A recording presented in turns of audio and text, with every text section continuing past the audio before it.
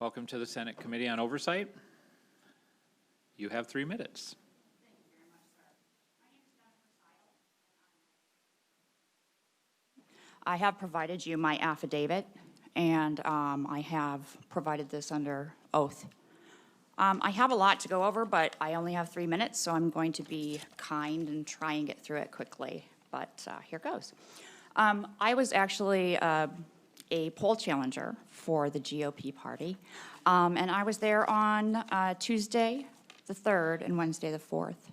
I was there on the Tuesday the 3rd from about 6:45 a.m. until about 11:30 p.m. And then I came back the next day, and I was there from about 11 a.m. until probably midnight. So I have a good overview of things that happened. I was one of the lucky ones who did not get kicked out of the room because I kept my mouth shut, as I was instructed to do.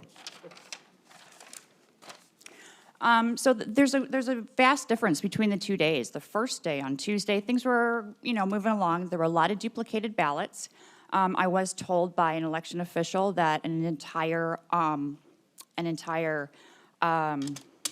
area, about 5,000 ballots were mailed out, and they mailed out the incorrect ones, so they had to go back and duplicate all of those ballots. It was hard to get proper oversight over this. We were told to stand 6 feet away, and we were permitted on times to take a step forward. So that's 5 feet away if you have long legs like me. And about 15 seconds we could look in. So realistically, we couldn't really see much.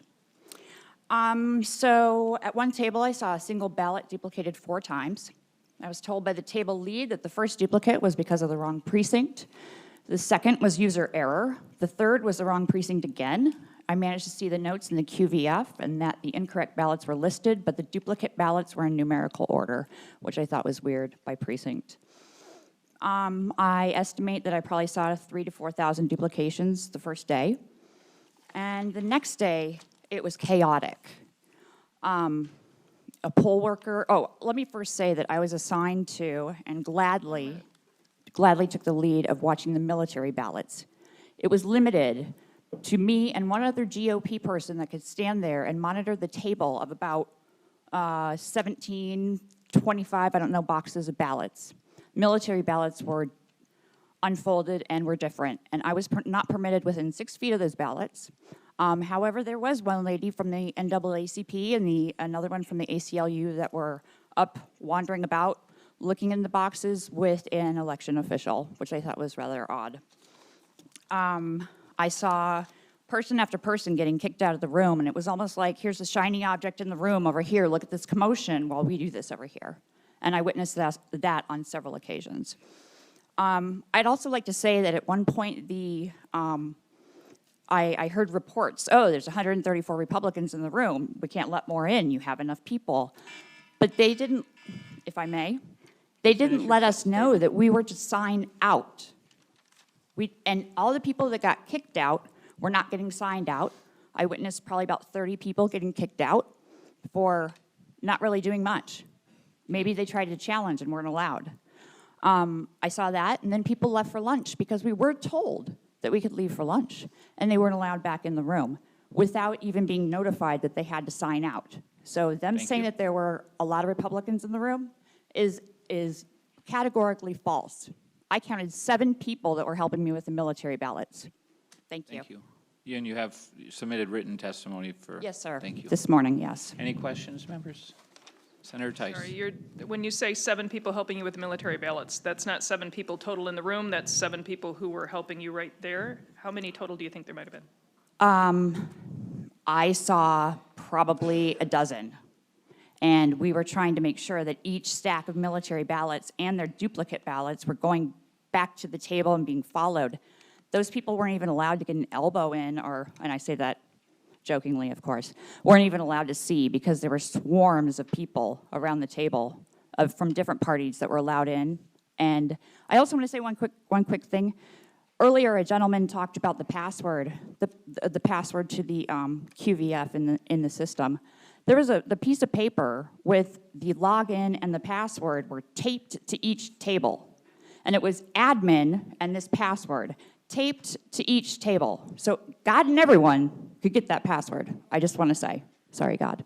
Senator, I you. want to make one clarification. For those who don't know, because I know there are a lot of people who are like watching on TV and maybe not everybody in the audience knows, military ballots come in a particular format that they cannot be processed with. So they have to be Correct. transcribed from the ballot that they mailed in to the ballot that's consistent with the precinct that they're at. So that's the reason why the military ballots are being so closely watched, is because everyone by necessity has to be transcribed onto a specific ballot that's different from the one that they sent. Thank you. Thank you, Senator Tice. Correct. Senator Santana? Thank you, Chairman.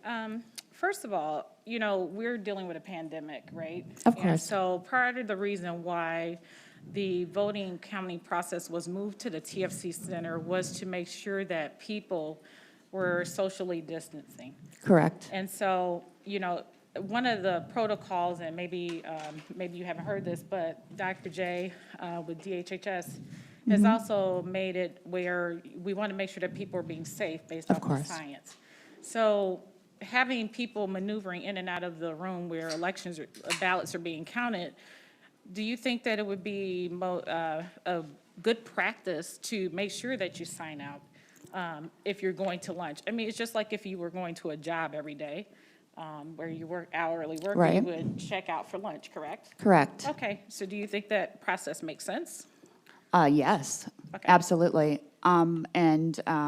The COVID, I understand, and it's in my testimony about the COVID orders, and we were all trying to be polite, but we were standing 6 feet away, and the other parties were at the table, even sitting down at the table with them. I witnessed this on several occasions. The Democrat challengers were sitting down at the table with them, helping them duplicate ballots, and we weren't allowed within 6 feet. So it was a little bit disparaging. Thank you. Thank you. Thank you. Thank you very much for taking the time to testify today. Thank you for having me. I appreciate it. Next up, I have Jasmine Early.